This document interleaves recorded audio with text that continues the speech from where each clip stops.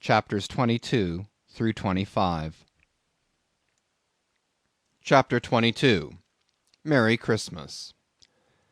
At length, towards noon, upon the final dismissal of the ship's riggers, and after the Pequod had been hauled out from the wharf, and after the ever thoughtful Charity had come off in a whale-boat, with her last gift, a nightcap for Stubb, the second mate, her brother-in-law, and a spare Bible for the steward. After all this, the two captains, Peleg and Bildad, issued from the cabin, and turning to the chief mate, Peleg said, "Now, Mr. Starbuck, are you sure everything is all right? Captain Ahab is all ready. Just spoke to him. Nothing more to be got from shore, eh? Well, call all hands then. Muster 'em aft here, blast 'em." "No need of profane words, however great the hurry, Peleg," said Bildad. "But away with thee, friend Starbuck, and do our bidding." How now? Here, upon the very point of starting for the voyage, Captain Peleg and Captain Bildad were going it with a high hand on the quarter-deck, just as if they were to be joint commanders at sea, as well as, to all appearances, in port. And as for Captain Ahab, no sign of him was yet to be seen. Only, they said, he was in the cabin. But then the idea was, that his presence was by no means necessary in getting the ship under way, and steering her well out to sea. Indeed, as that was not at all his proper business, but the pilot's, and as he was not yet completely recovered, so they said, therefore Captain Ahab stayed below. And all this seemed natural enough, especially as in the merchant service many captains never show themselves on deck for a considerable time after heaving up the anchor, but remain over the cabin table, having a farewell merry-making with their shore friends, before they quit the ship for good with the pilot. But there was not much chance to think over the matter, for Captain Peleg was now all alive. He seemed to do most of the talking and commanding, and not Bildad. "Aft here, ye sons of bachelors!" he cried, as the sailors lingered at the mainmast. "Mr. Starbuck, drive 'em aft!" "Strike the tent there," was the next order. As I hinted before, this whalebone marquee was never pitched except in port, and on board the Pequod for 30 years the order to strike the tent was well known to be the next thing to heaving up the anchor. "Man the capstan! Blood and thunder, jump!" was the next command, and the crew sprang for the handspikes. Now in getting under way, the station generally occupied by the pilot is the forward part of the ship. And here Bildad, who, with Peleg, be it known, in addition to his other officers, was one of the licensed pilots of the port, he being suspected to have got himself made a pilot in order to save the Nantucket pilot fee to all the ships he was concerned in, for he never piloted any other craft. Bildad, I say, might now be seen actively engaged in looking over the bows for the approaching anchor, and at intervals singing what seemed a dismal stave of psalmody to cheer the hands at the windlass, who roared forth some sort of chorus about the girls in Booble Alley, with a hearty good will. Nevertheless, not 3 days previous, Bildad had told them that no profane songs would be allowed on board the Pequod, particularly in getting under way, and Charity, his sister, had placed a small choice copy of Watts in each seaman's berth. Meantime, overseeing the other part of the ship, Captain Peleg ripped and swore astern in the most frightful manner. I almost thought he would sink the ship before the anchor could be got up. Involuntarily I paused on my handspike and told Queequeg to do the same, thinking of the perils we both ran in starting on the voyage with such a devil for a pilot.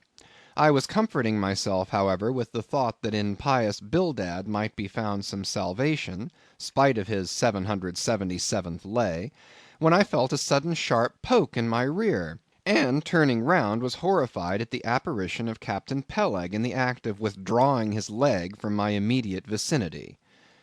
That was my first kick. "Is that the way they heave in the merchant service?" he roared. "Spring, thou sheephead, spring, and break thy backbone. Why don't ye spring, I say, all of ye? Spring! Quohog! Spring, thou chap with the red whiskers! Spring there, Scotch cap! Spring, thou green pants! Spring, I say, all of ye, and spring your eyes out."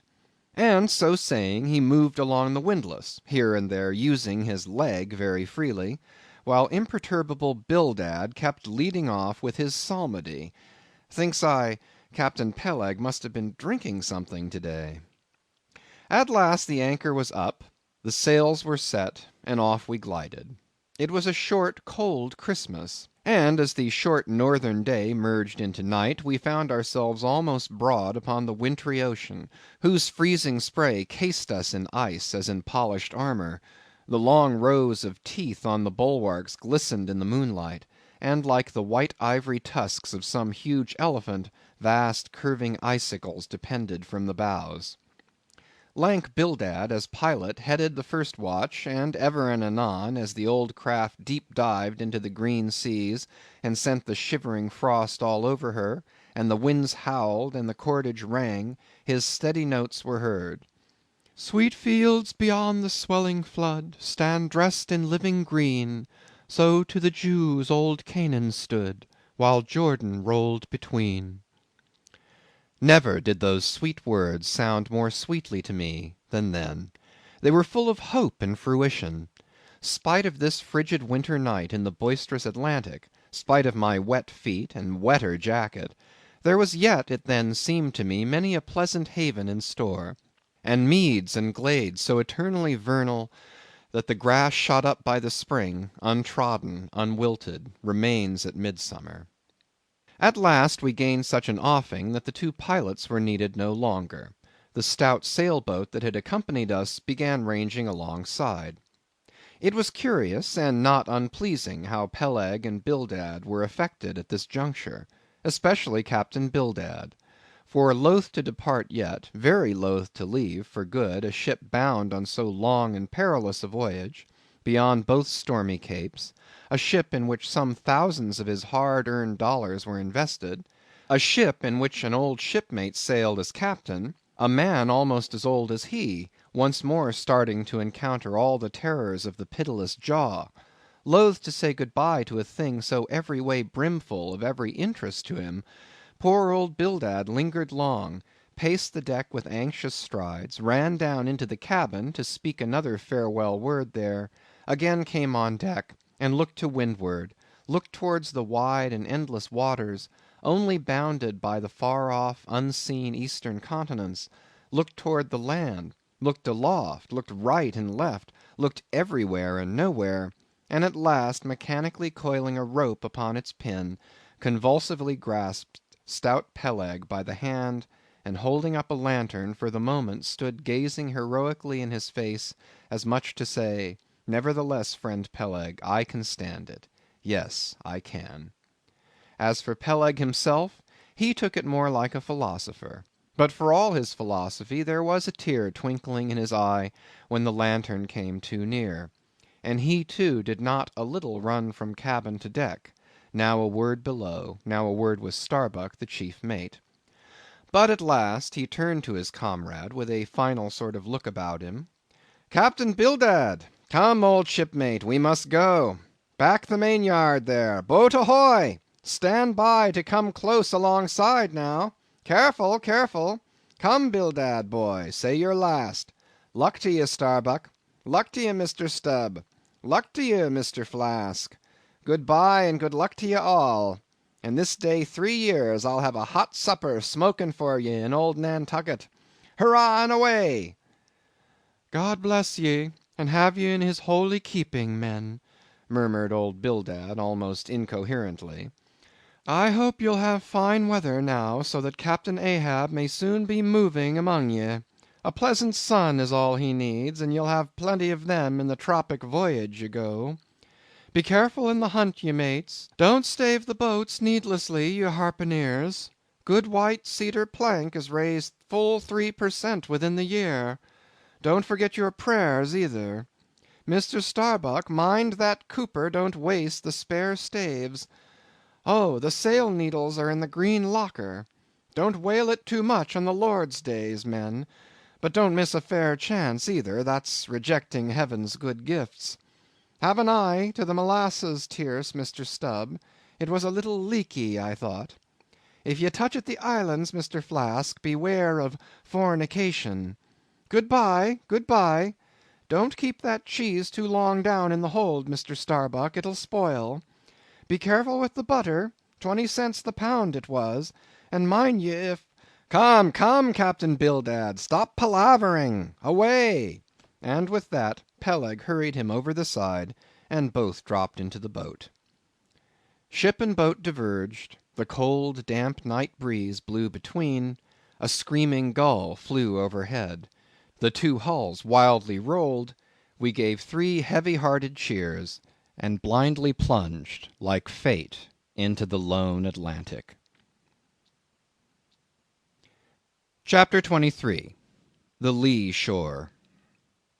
Some chapters back, one Bulkington was spoken of, a tall, new-landed mariner, encountered in New Bedford at the inn. When on that shivering winter's night the Pequod thrust her vindictive bows into the cold, malicious waves, who should I see standing at her helm but Bulkington? I looked with sympathetic awe and fearfulness upon the man, who in midwinter, just landed from a 4 years' dangerous voyage, could so unrestingly push off again for still another tempestuous term. The land seemed scorching to his feet. Wonderfulest things are ever the unmentionable. Deep memories yield no epitaphs. This 6-inch chapter is the stoneless grave of Bulkington. Let me only say that it fared with him as with the storm-tossed ship that miserably drives along the leeward land. The port would fain give succor. The port is pitiful. In the port is safety, comfort, hearthstone, supper, warm blankets, friends, all that's kind to our mortalities. But in that gale, the port, the land, is that ship's direst jeopardy. She must fly all hospitality.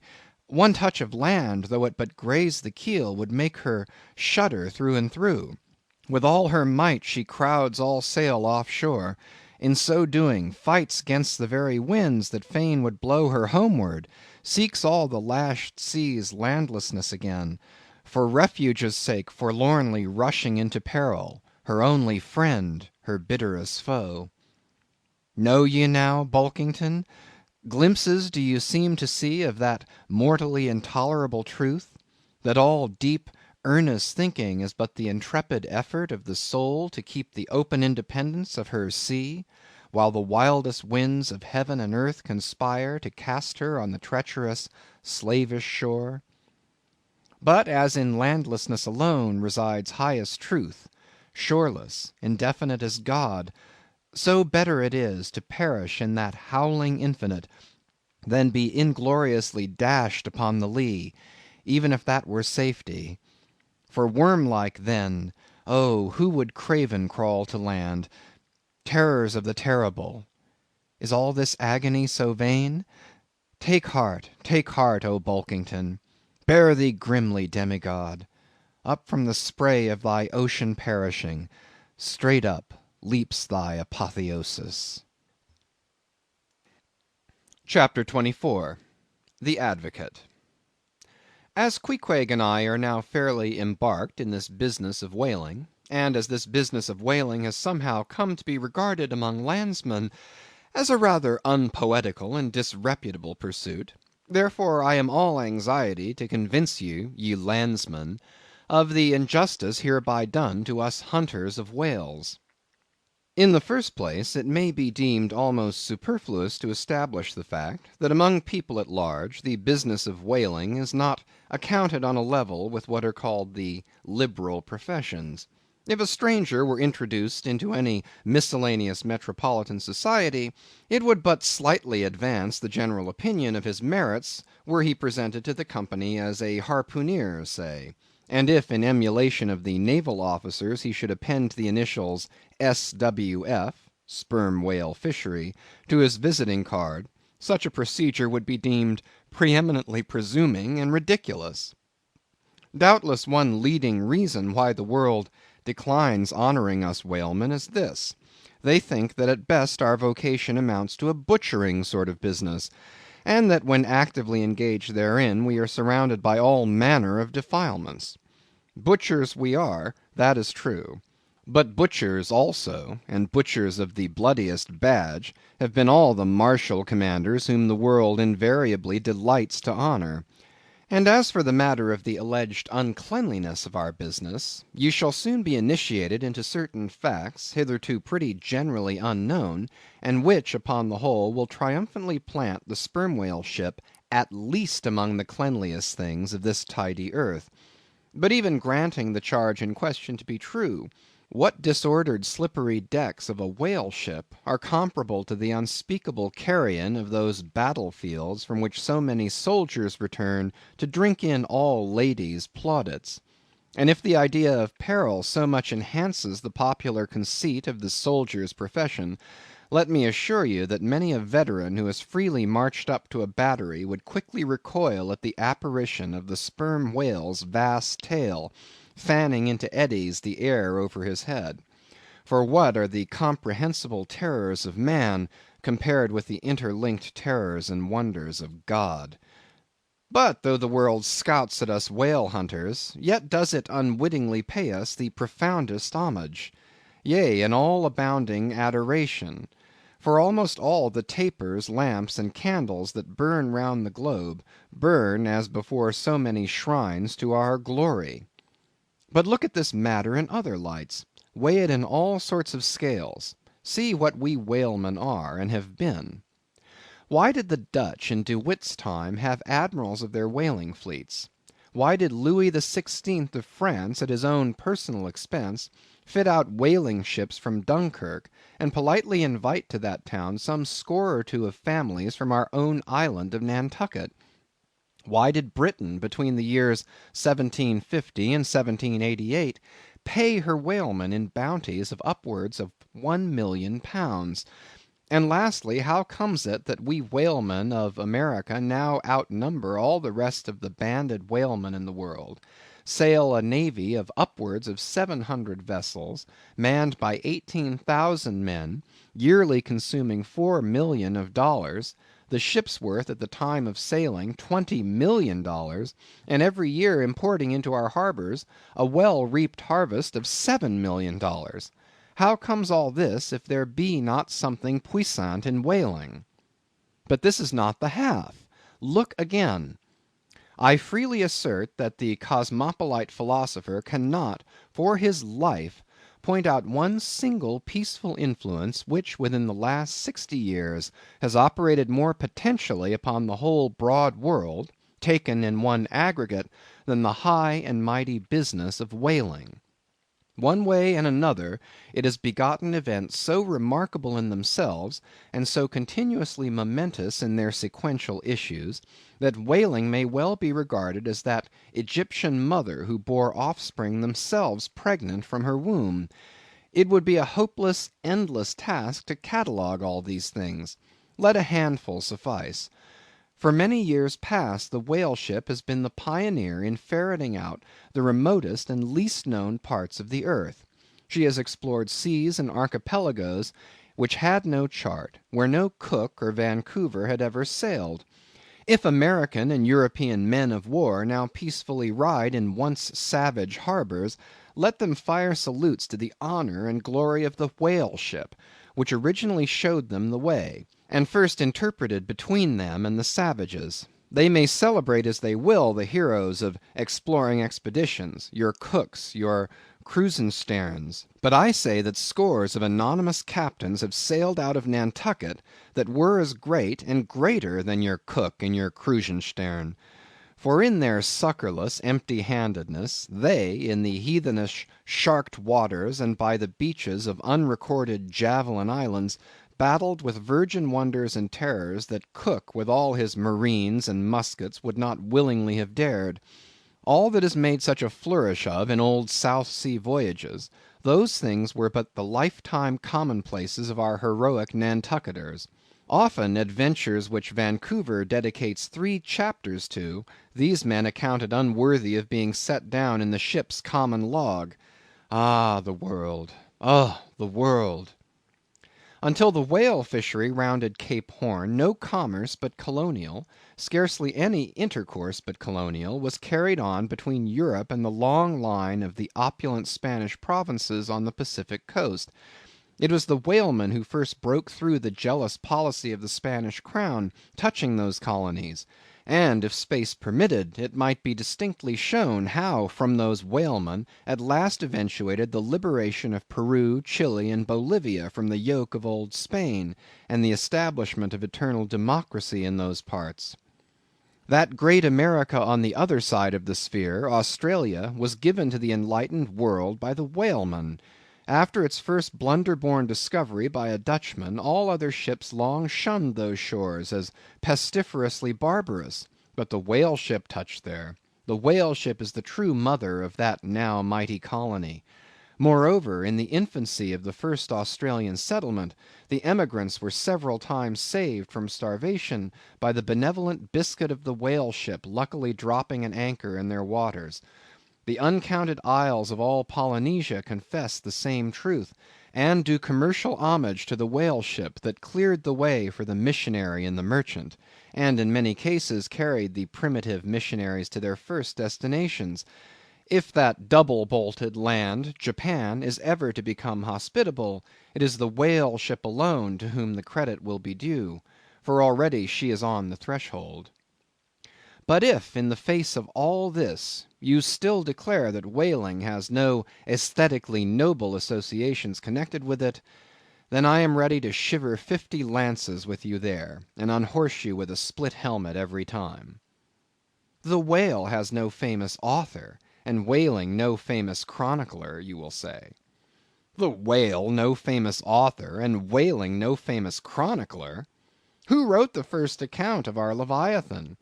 Who but mighty Job? And who composed the first narrative of a whaling voyage?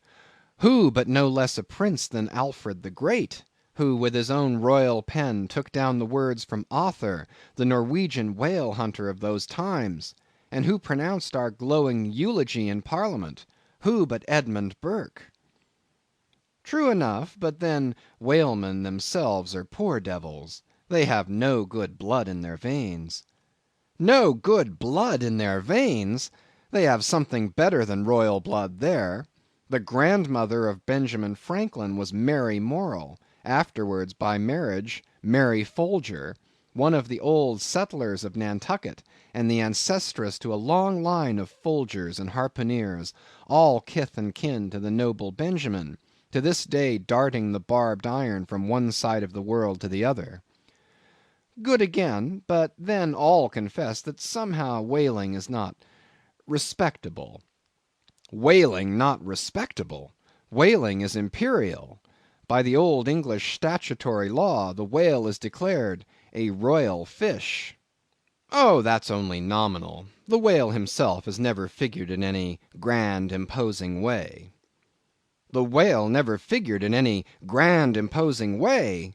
In one of the mighty triumphs given to a Roman general upon his entering the world's capital, the bones of a whale, brought all the way from the Syrian coast, were the most conspicuous object in the symboled procession. Footnote: see subsequent chapters for something more on this head. End of footnote. Grant it, since you cite it, but say what you will, there is no real dignity in whaling. No dignity in whaling! The dignity of our calling the very heavens attest. Cetus is a constellation in the south. No more! Drive down your hat in the presence of the Czar, and take it off to Queequeg. No more! I know a man that in his lifetime has taken 350 whales. I account that man more honorable than that great captain of antiquity who boasted of taking as many walled towns.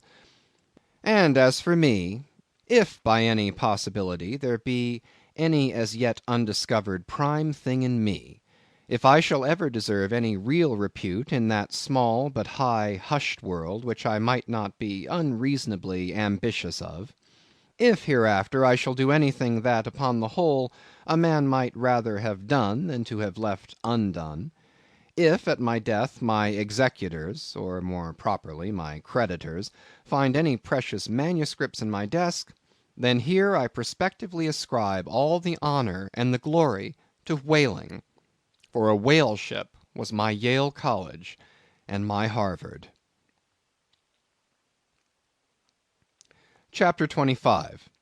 Postscript. In behalf of the dignity of whaling, I would fain advance not but substantiated facts, but after embattling his facts, an advocate who should wholly suppress a not unreasonable surmise, which might tell eloquently upon his case, such an advocate, would he not be blameworthy?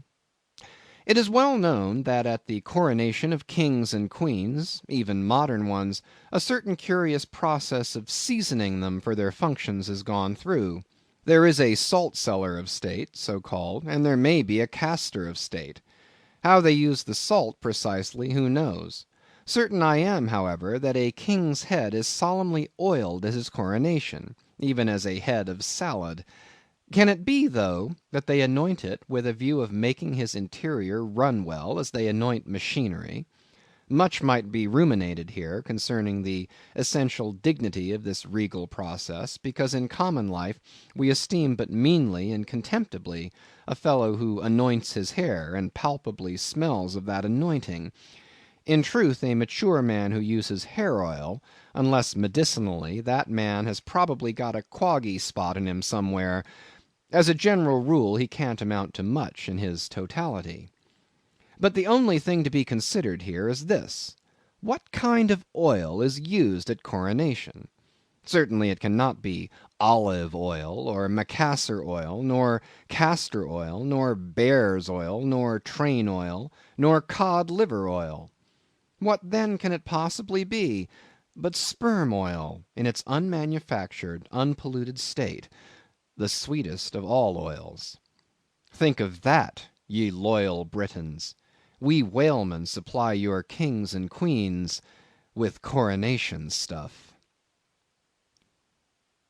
End of chapters 22 to 25. Chapters 26 and 27. Chapter 26.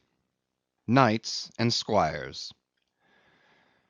The chief mate of the Pequod was Starbuck, a native of Nantucket, and a Quaker by descent. He was a long, earnest man, and though born on an icy coast, seemed well adapted to endure the hot latitudes, his flesh being hard as twice-baked biscuit. Transported to the Indies, his live blood would not spoil like bottled ale. He must have been born in some time of general drought and famine, or upon one of those fast days for which his state is famous. Only some 30 arid summers had he seen. Those summers had dried up all his physical superfluousness. But this, his thinness, so to speak, seemed no more the token of wasting anxieties and cares, than it seemed the indication of any bodily blight. It was merely the condensation of the man. He was by no means ill looking, quite the contrary. His pure, tight skin was an excellent fit. And closely wrapped up in it, and embalmed with inner health and strength, like a revivified Egyptian, this Starbuck seemed prepared to endure for long ages to come, and to endure always as now; for be it polar snow or torrid sun, like a patent chronometer, his interior vitality was warranted to do well in all climates. Looking into his eyes, you seemed to see there the yet lingering images of those thousandfold perils he had calmly confronted through life. A staid, steadfast man, whose life for the most part was a telling pantomime of action, and not a tame chapter of sounds. Yet for all his hardy sobriety and fortitude, there were certain qualities in him which at times affected, and in some cases seemed well nigh to overbalance all the rest.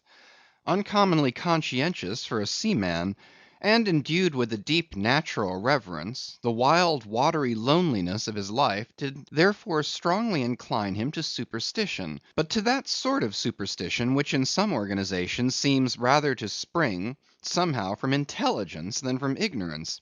Outward portents and inward presentiments were his, And if at times these things bent the welded iron of his soul, so much more did his far away domestic memories of his young Cape wife and child tend to bend him still more from the original ruggedness of his nature, and open him still further to those latent influences which, in some honest hearted men, restrain the gush of dare devil daring so often evinced by others in the more perilous vicissitudes of the fisheries. "I will have no man in my boat," said Starbuck, "who is not afraid of a whale." By this he seemed to mean, not only that the most reliable and useful courage was that which arises from the fair estimation of the encountered peril, but that an utterly fearless man is a far more dangerous comrade than a coward. "Aye, aye," said Stubb, the second mate, "Starbuck there is as careful a man as you'll find anywhere in this fishery. But we shall ere long see what that word careful precisely means when used by a man like Stubb, or almost any other whale hunter.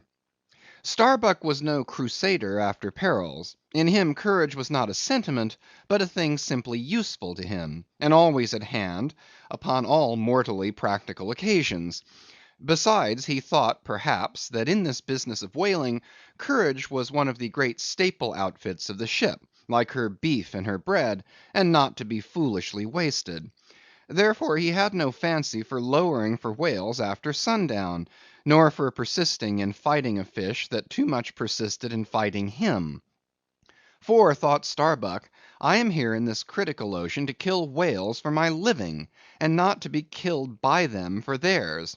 And that hundreds of men had been so killed, Starbuck well knew. What doom was his own father's? Where in the bottomless deeps could he find the torn limbs of his brother? With memories like these in him, and moreover given to a certain superstitiousness, as has been said, the courage of this Starbuck, which could nevertheless still flourish, must indeed have been extreme. But it was not in reasonable nature that a man so organized, and with such terrible experiences and remembrances as he had, it was not in nature that these things should fail in latently engendering an element in him which, under suitable circumstances, would break out from its confinement, and burn all his courage up. And brave as he might be, it was that sort of bravery chiefly, visible in some intrepid men, which, while generally abiding firm in the conflict with seas, or winds, or whales, or any of the ordinary irrational horrors of the world, yet cannot withstand those more terrific because more spiritual terrors, which sometimes menace you from the concentrating brow of an enraged and mighty man. But were the coming narrative to reveal in any instance the complete abasement of poor Starbuck's fortitude, scarce might I have the heart to write it. For it is a thing most sorrowful, nay shocking, to expose the fall of valor in the soul. Men may seem detestable as joint stock companies and nations. Knaves, fools, and murderers there may be. Men may have mean and meager faces.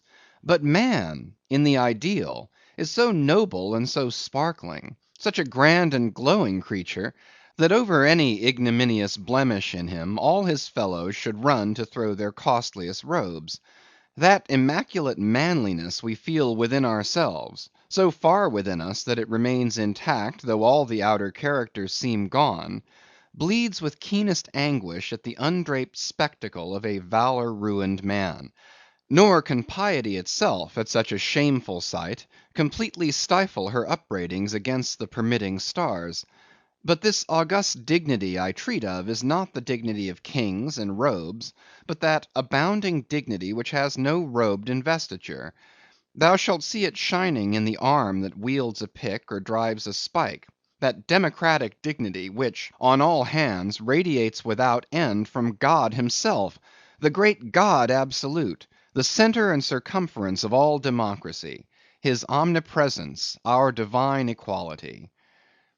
If then to meanest mariners, and renegades, and castaways, I shall hereafter ascribe high qualities, though dark, weave round them tragic graces; if even the most mournful, perchance the most abased among them all, shall at times lift himself to the exalted mounts; if I shall touch that workman's arm with some ethereal light, if I shall spread a rainbow over his disastrous set of sun, then against all mortal critics bear me out in it, thou just spirit of equality, which has spread one royal mantle of humanity over all my kind.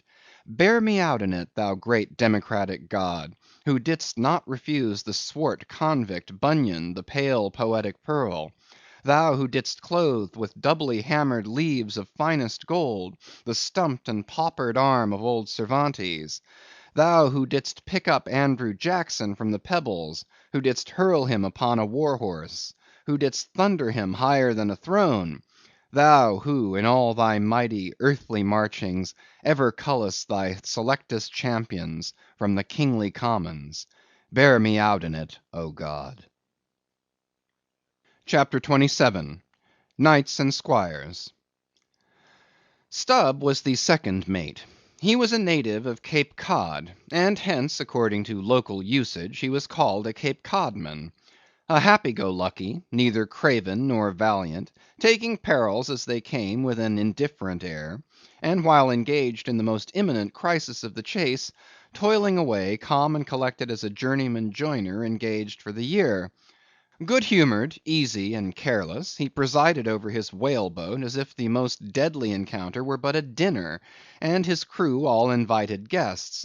He was as particular about the comfortable arrangement of his part of the boat as an old stage driver is about the snugness of his box. When close to the whale, in the very deathlock of the fight, he handled his unpitying lance coolly and off-handedly, as a whistling tinker his hammer. He would hum over his old rig-a-dig tunes while flank and flank with the most exasperated monster. Long usage had, for this Stubb, converted the jaws of death into an easy chair. What he thought of death itself there was no telling. Whether he ever thought of it at all might be a question.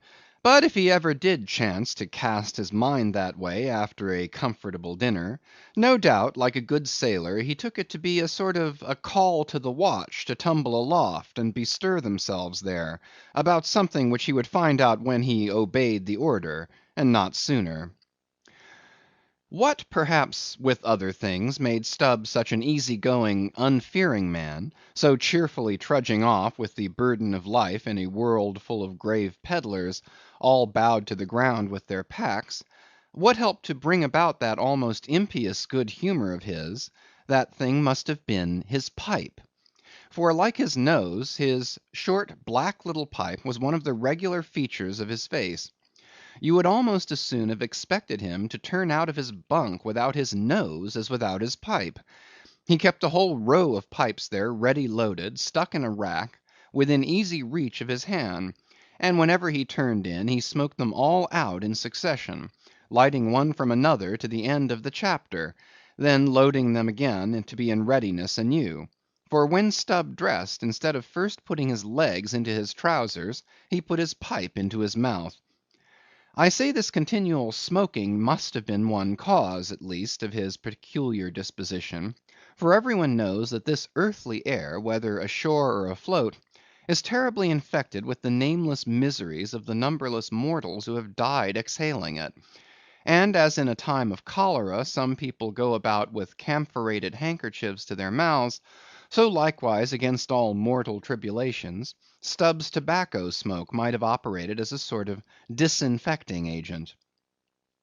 The third mate was Flask, a native of Tisbury in Martha's Vineyard; a short, stout, ruddy young fellow, very pugnacious concerning whales, who somehow seemed to think that the great leviathans had personally and hereditarily affronted him, and therefore it was a sort of point of honor with him to destroy them whenever encountered. So utterly lost was he to all sense of reverence for the many marvels of their majestic bulk and mystic ways, and so dead to anything like an apprehension of any possible danger from encountering them, that in his poor opinion the wondrous whale was but a species of magnified mouse, or at least water rat, requiring only a little circumvention and some small application of time and trouble in order to kill and boil. This ignorant, unconscious fearlessness of his, made him a little waggish in the matter of whales. He followed these fish for the fun of it, and a 3 years' voyage round Cape Horn was only a jolly joke that lasted that length of time. As a carpenter's nails are divided into wrought nails and cut nails, so mankind may be similarly divided. Little Flask was one of the wrought ones, made to clinch tight and last long.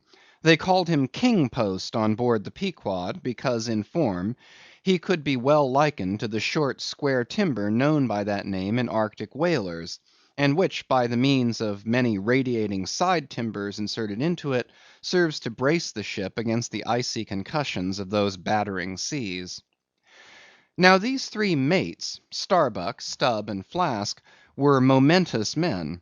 They it was who by universal prescription commanded three of the Pequod's boats as headmen, in that grand order of battle in which Captain Ahab would probably marshal his forces to descend on the whales.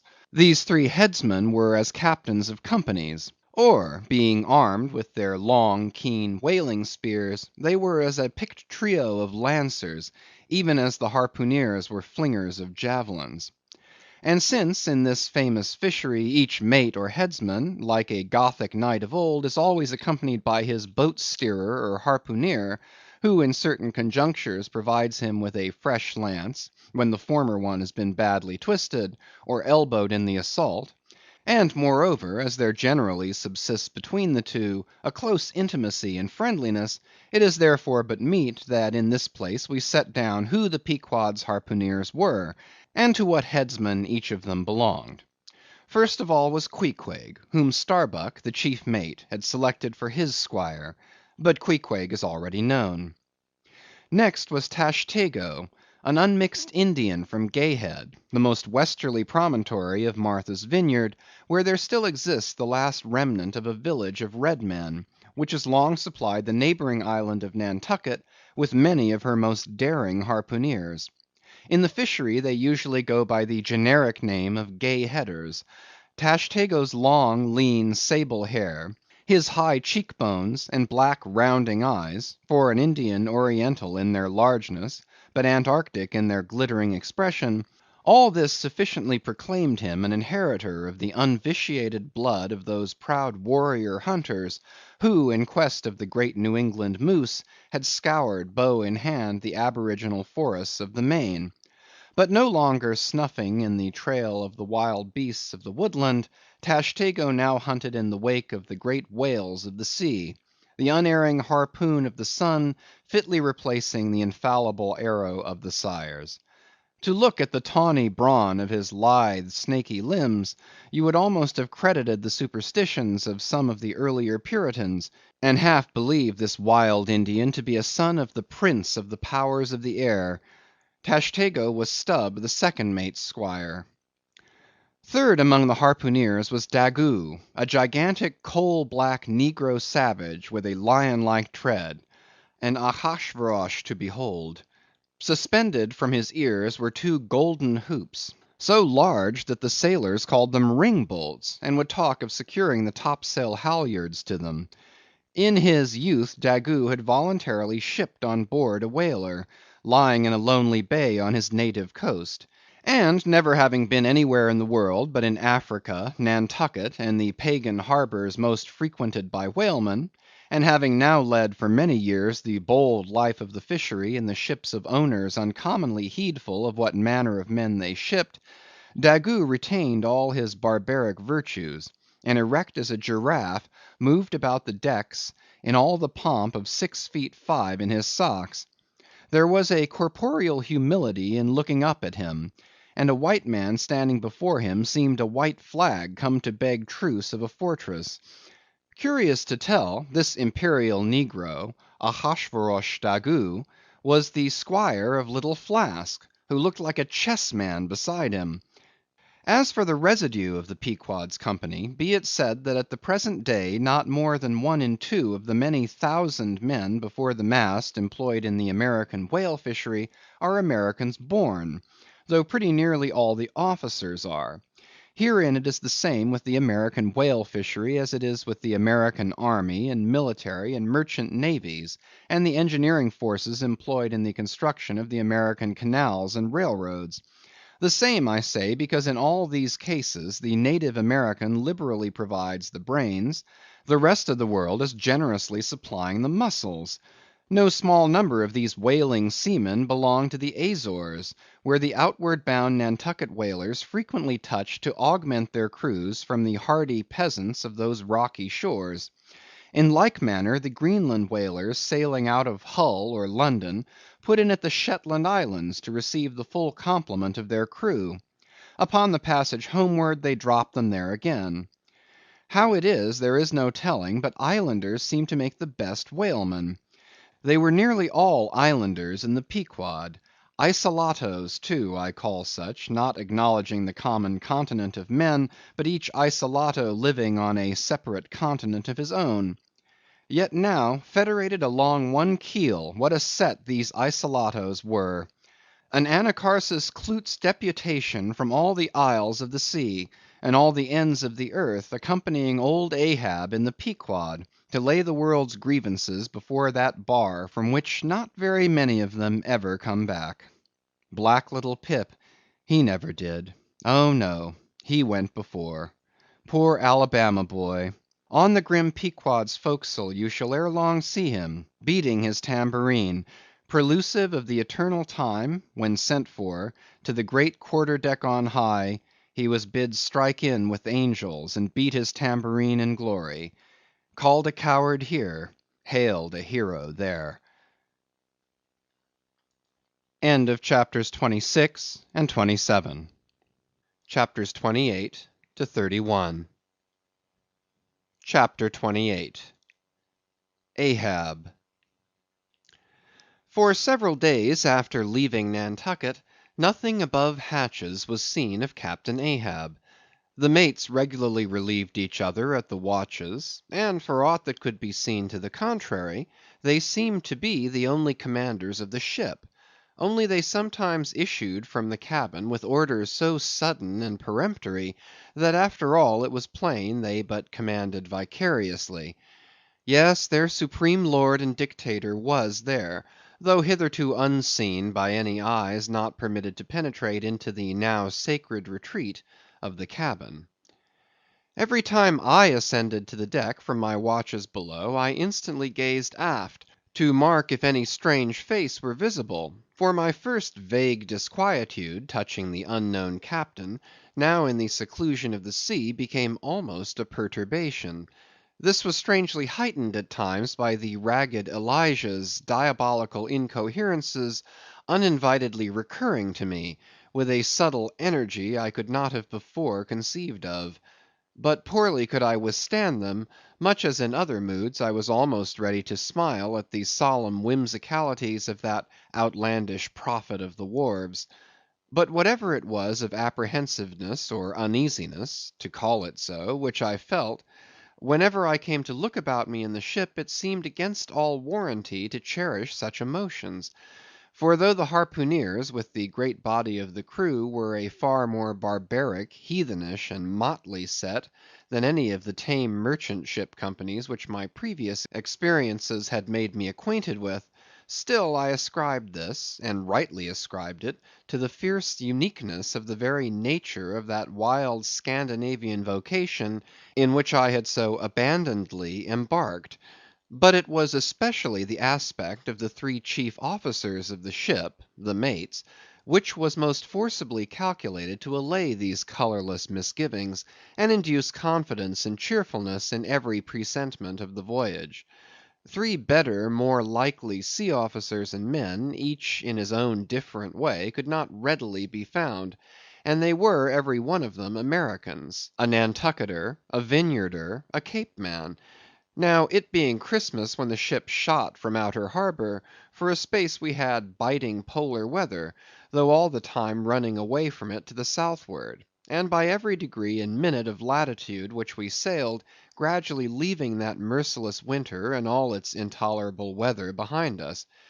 It was one of those less lowering but still gray and gloomy enough mornings of the transition, when with a fair wind the ship was rushing through the water with a vindictive sort of leaping and melancholy rapidity, that as I mounted to the deck at the call of the forenoon watch, so soon as I levelled my glance toward the taffrail, foreboding shivers ran over me. Reality outran apprehension. Captain Ahab stood upon his quarter-deck. There seemed no sign of common bodily illness about him, nor of the recovery from any. He looked like a man cut away from the stake, when the fire has overrunningly wasted all the limbs without consuming them, or taking away one particle from their compacted, aged robustness. His whole high, broad form seemed made of solid bronze, and shaped in an unalterable mould like Cellini's cast Perseus. Threading its way out from among his grey hairs, and continuing right down one side of his tawny, scorched face and neck, till it disappeared in his clothing, you saw a slender rod-like mark, lividly whitish. It resembled that perpendicular seam sometimes made in the straight lofty trunk of a great tree, when the upper lightning tearingly darts down it, and without wrenching a single twig, peels and grooves out the bark from top to bottom, ere running off into the soil, leaving the tree still greenly alive, but branded. Whether that mark was born with him, or whether it was the scar left by some desperate wound, no one could certainly say. By some tacit consent throughout the voyage, little or no allusion was made to it, especially by the mates. But once Tashtego senior, an old Gayhead Indian among the crew, superstitiously asserted that not till he was full 40 years old did Ahab become that way branded, and then it came upon him not in the fury of any mortal fray, but in an elemental strife at sea. Yet this wild hint seemed inferentially negatived by what a grey Manxman insinuated, an old sepulchral man, who having never before sailed out of Nantucket, had never ere this laid eye upon wild Ahab. Nevertheless, the old sea traditions, the immemorial credulities, popularly invested this old Manxman with preternatural powers of discernment, so that no white sailor seriously contradicted him when he said that if ever Captain Ahab should be tranquilly laid out, which might hardly come to pass, so he muttered, then whoever should do that last office for the dead would find a birthmark on him from crown to sole. So powerfully did the whole grim aspect of Ahab affect me, and the livid brand which streaked it, that for the first few moments I hardly noted that not a little of this overbearing grimness was owing to the barbaric white leg upon which he partly stood. It had previously come to me that this ivory leg had at sea been fashioned from the polished bone of a sperm whale's jaw. "Aye, he was dismasted off Japan," said the old Gayhead Indian once, "but like his dismasted craft, he shipped another mast without coming home for it. He has a quiver of 'em." I was struck with the singular posture he maintained. Upon each side of the Pequod's quarter deck, and pretty close to the mizzen shrouds, there was an auger hole, bored about half an inch or so into the plank. His bone legs steadied in that hole, one arm elevated and holding by a shroud, Captain Ahab stood erect, looking straight out beyond the ship's ever pitching prow. There was an infinity of firmest fortitude, a determinate, unsurrenderable willfulness in the fixed and fearless forward dedication of that glance. Not a word he spoke, nor did his officers say aught to him, though by all their minutest gestures and expressions they plainly showed the uneasy, if not painful consciousness of being under a troubled master eye. And not only that, but moody, stricken Ahab stood before them with a crucifixion in his face, in all the nameless, regal, overbearing dignity of some mighty woe. Ere long, from his first visit in the air, he withdrew into his cabin. But after that morning he was every day visible to the crew, either standing in his pivot hole, or seated upon an ivory stool he had, or heavily walking the deck. As the sky grew less gloomy, indeed began to grow a little genial, he became still less and less a recluse, as if when the ship had sailed from home, nothing but the dead wintry bleakness of the sea had then kept him so secluded. And by it came to pass that he was almost continually in the air, But as yet, for all that he said or perceptibly did on the at last sunny deck, he seemed as unnecessary there as another mast. But the Pequod was only making a passage now, not regularly cruising.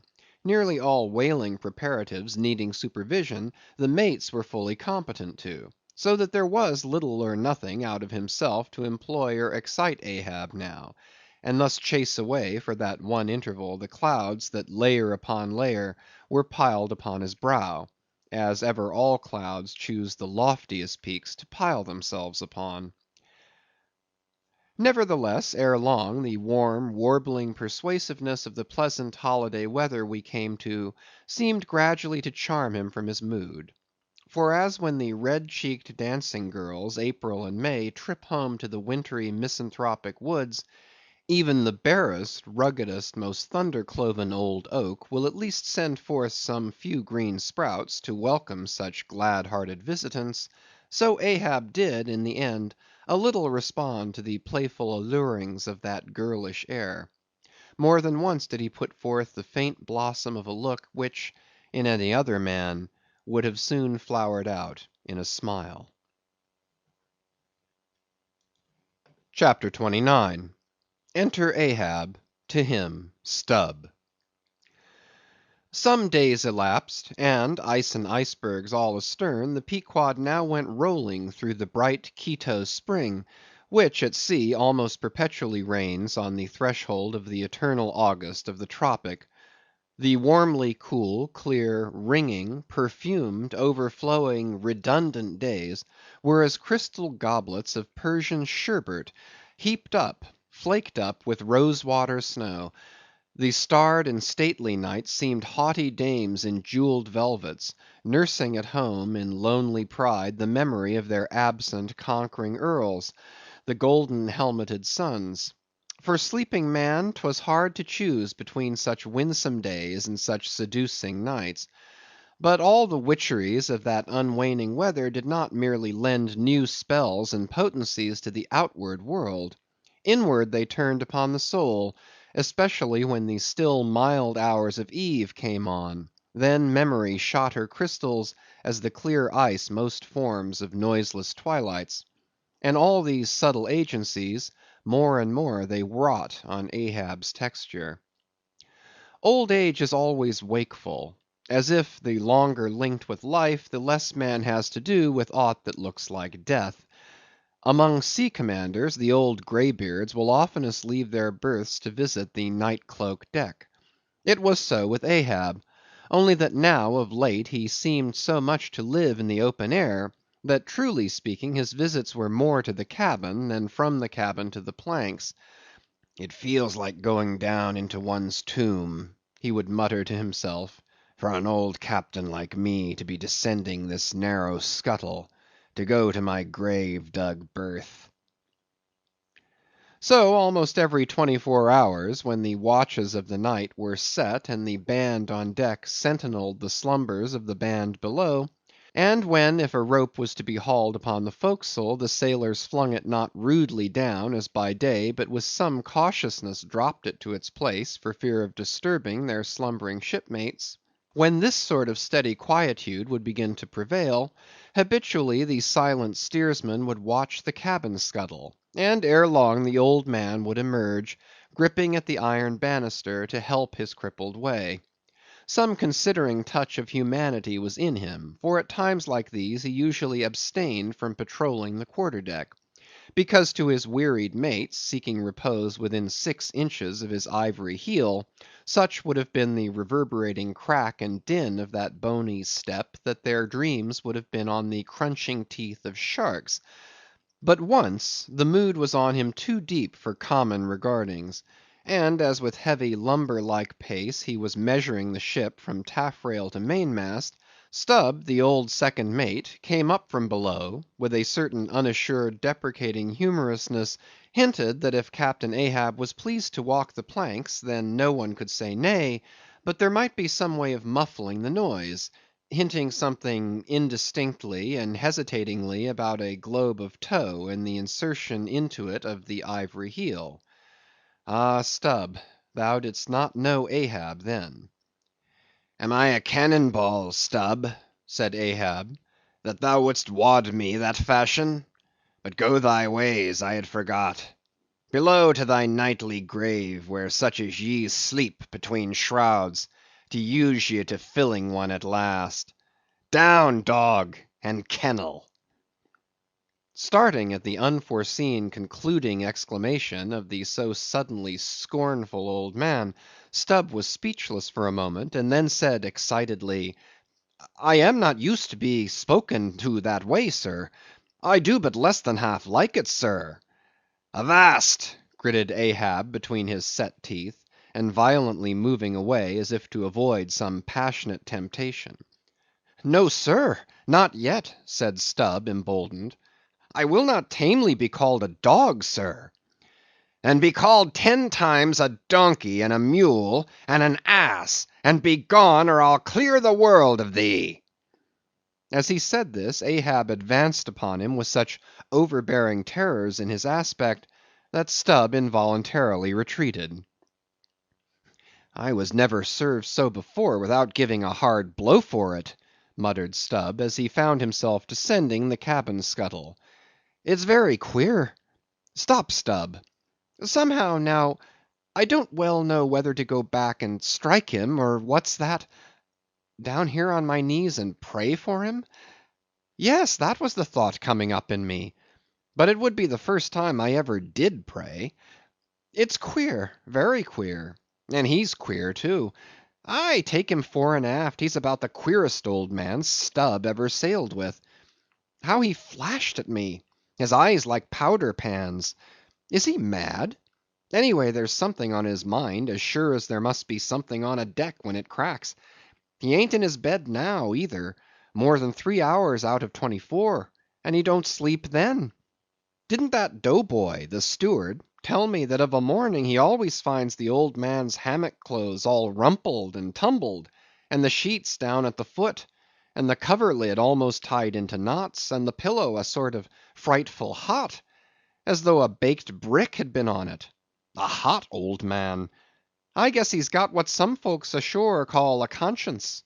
It's a kind of tick-dolly row, they say. Worse nor a toothache. Well, well, I don't know what it is, but the Lord keep me from catching it. He's full of riddles. I wonder what he goes into the afterhold for every night, as Doughboy tells me he suspects. What's that for, I should like to know? Who's made appointments with him in the hold? Ain't that queer now? But there's no telling. It's the old game. Here goes for a snooze. Damn me, it's worth a fellow's while to be born into the world, if only to fall right asleep. And now that I think of it, that's about the first thing babies do. And that's sort of queer, too. Damn me, but all things are queer, come to think of 'em. But that's against my principles. Think not, is my 11th commandment, and sleep when you can is my 12th. So here goes again. But how's that? Didn't he call me a dog? Blazes! He called me 10 times a donkey, and piled a lot of jackasses on top of that. He might as well have kicked me and be done with it. Maybe he did kick me, and I didn't observe it. I was so taken all aback with his brow, somehow. It flashed like a bleached bone. What the devil's the matter with me? I don't stand right on my legs. Coming afoul of that old man has a sort of turned me wrong side out. By the Lord, I must have been dreaming, though. How? But the only way is to stash it. So here goes to hammock again, and in the morning I'll see how this plaguey juggling thinks over by daylight. CHAPTER 30. The Pipe. When Stubb had departed, Ahab stood for a while leaning over the bulwarks, and then, as had been usual with him of late, calling a sailor of the watch, he sent him below for his ivory stool and also his pipe. Lighting his pipe at the binnacle lamp, and planting the stool on the weather side of the deck, he sat and smoked. In old Norse times the thrones of the sea-loving Danish kings were fabricated, saith tradition, of the tusks of the narwhale. How could one look at Ahab, then, seated on that tripod of bones, without bethinking him of the royalty it symbolized? for a Khan of the plank, and a king of the sea, and a great lord of Leviathans, was Ahab. Some moments passed, during which the thick vapor came from his mouth in quick and constant puffs, which blew back again into his face. "How now?" he soliloquized at last, withdrawing the tube. "This smoking no longer soothes. Oh, my pipe! Hard must it go with me if thy charm be gone. Here have I been unconsciously toiling, not pleasuring; aye, and ignorantly smoking to windward all the while. To windward, and with such nervous whiffs, as if, like the dying whale, my final jets were the strongest and fullest of trouble. What business have I with this pipe? This thing that is meant for sereneness, to send up mild white vapors among mild white hairs, not among torn iron grey locks like mine. I'll smoke no more." He tossed the still lighted pipe into the sea. The fire hissed in the waves. The same instant the ship shot by the bubble the sinking pipe made. With slouched hat, Ahab lurchingly paced the planks. CHAPTER 31. Queen Mab. Next morning Stubb accosted Flask. "Such a queer dream, King Post, I never had. You know the old man's ivory leg? Well, I dreamed he kicked me with it; and when I tried to kick back, upon my soul, my little man, I kicked my leg right off; and then presto, Ahab seemed a pyramid, and I, like a blazing fool, kept kicking at it. But what was still more curious, Flask—you know how curious all dreams are—through all this rage that I was in, I somehow seemed to be thinking to myself, that after all, it was not much of an insult, that kick from Ahab. Why, thinks I, what's the row? It's not a real leg, only a false leg; and there's a mighty difference between a living thump and a dead thump. That's what makes a blow from the hand, Flask, 50 times more savage to bear than a blow from a cane. The living member, that makes the living insult, my little man. And thinks I to myself all the while, mind, while I was stubbing my silly toes against that cursed pyramid, so confoundedly contradictory was it all the while, I say, I was thinking to myself, what's his leg now but a cane? A whalebone cane. Yes, thinks I, it was only a playful cudgelling; in fact, only a whaleboning that he gave me, not a base kick. Besides, thinks I, look at it once; why, the end of it, the foot part, what a small sort of end it is; whereas, if a broad‐footed farmer kicked me, there's a devilish broad insult. But this insult is whittled down to a point only. But now comes the greatest joke of the dream, Flask. While I was battering away at the pyramid, a sort of badger‐haired old merman, with a hump on his back, takes me by the shoulders and slews me round. "What are you about?" says he. Slid, man, but I was frightened; such a phiz! But somehow next moment I was over the fright. "What am I about?" says I at last; "and what business is that of yours, I should like to know, Mr. Humpback? Do you want a kick?" By the Lord, Flask, I had no sooner said that, than he turned round his stern to me, bent over, and dragging up a lot of seaweed he had for a clout, what d'ye think I saw? Why, thunder alive, man, his stern was stuck full of marline spikes, with the points out. Says I, on second thoughts, I guess I won't kick you, old fellow. "Wise Stubb," says he, "wise Stubb," and kept muttering it all the time, a sort of eating of his own gums, like a chimney hag. Seeing he wasn't going to stop saying over his wise Stubb, I thought I might as well fall to kicking the pyramid again. But I had only just lifted my foot for it, when he roared out, "Stop that kicking!" "Halloa!" says I, "what's the matter now, old fellow?" "Look ye here," says he, "let's argue the insult. Captain Ahab kicked ye, didn't he?" "Yes, he did," says I, "right here it was." "Very good," says he, "he used his ivory leg, didn't he?" "Yes, he did," says I. "Well, then," says he, "wise Stubb, what have you to complain of? Didn't he kick you with right good will? It wasn't a common pitch‐pine leg he kicked with, was it? No, you were kicked by a great man, and with a beautiful ivory leg, Stubb. It's an honor; I consider it an honor. Listen, wise Stubb. In old England, the greatest lords think it great glory to be slapped by a queen, and made garter knights of. But be your boast, Stubb, that ye were kicked by old Ahab, and made a wise man of. Remember what I say. Be kicked by him. Account his kicks honors, and on no account kick back, for you can't help yourself, wise Stubb. Don't you see that pyramid? With that, he all of a sudden seemed somehow, in some queer fashion, to swim off into the air. I snored, rolled over, and there I was in my hammock. Now what do you think of that dream, Flask? I don't know, it seems sort of foolish to me, though. May be, but it's made a wise man of me, Flask. Do you see Ahab standing there, sideways looking over the stern? Well, the best thing you can do, Flask, is to let the old man alone. Never speak to him, whatever he says. Hallo! What's that he shouts? Hark! Masthead there! Look sharp, all of ye! There are whales hereabouts. If ye see a white one, split your lungs for him. What do you think of that now, Flask? Ain't there a small drop of something queer about that, eh? A white whale! Did ye mark that, man? Look ye, there's something special in the wind. Stand by for it, Flask. Ahab has that that's bloody on his mind. But mum, he comes this way. End of Chapters 28 to 31